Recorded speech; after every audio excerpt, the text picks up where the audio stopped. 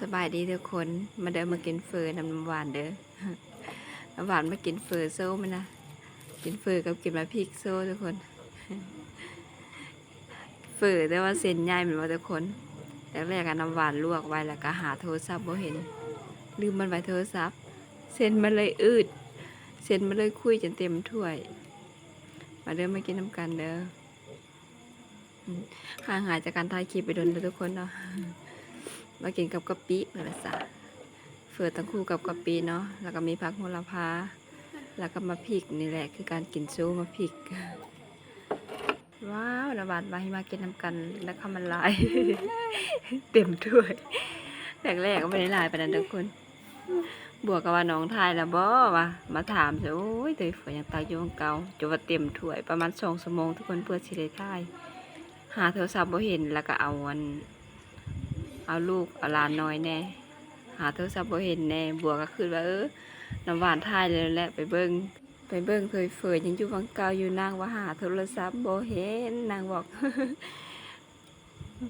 มาจะเกมกันทุกคนแซ่บ